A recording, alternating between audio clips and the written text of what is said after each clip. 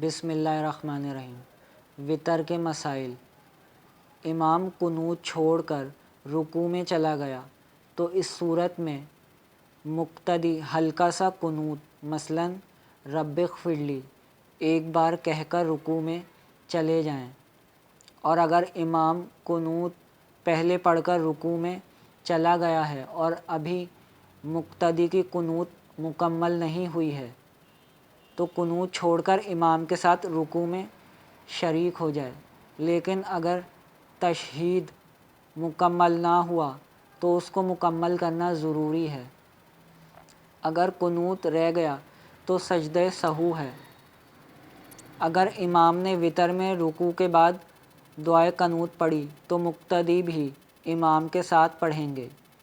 مثلاً شافعی امام کے پیچھے۔ رمضان میں امام کے ساتھ وتر کی تیسری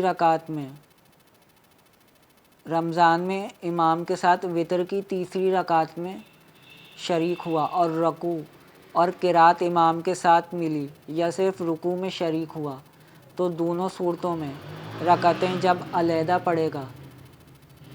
تو ان میں دعائے قنوت نہیں پڑھے گا۔ اگر کسی منفرد کو وتر میں یہ شک ہوا کہ یہ تیسری رکعت ہے اور واقع میں وہ پہلی رکعت تھی اور اس میں دعائے قنوت پڑھی اور اس کے بعد پھر اسے خیال آیا کہ یہ پہلی رکعت تھی، پھر جب دوسری رکعت پڑھنے کھڑا ہوا تو پھر بھول گیا اور یہ سمجھا کہ یہ تیسری رکعت ہے جبکہ دوسری رکعت تھی تو اس میں پھر دعائے قنوت پڑھے گا اور اس کے بعد پھر اسے خیال آیا کہ یہ تو دوسری رکعت تھی، چنانچہ اب جو رکعت پڑھے گا تو وہ تو ہے ہی تیسری،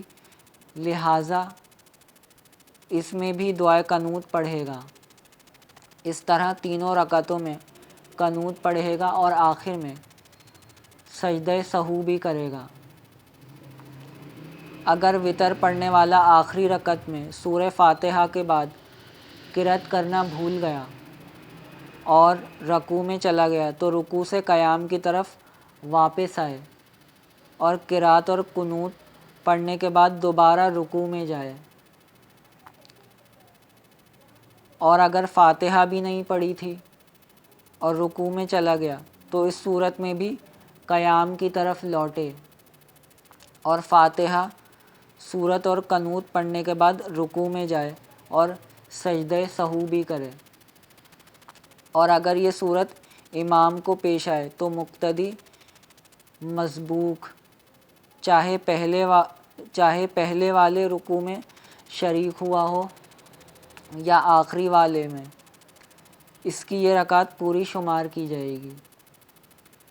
اگر کسی نے رات کی ابتدا میں وتر پڑھ لی تو دوبارہ آخر رات میں پڑھنے کی اجازت نہیں۔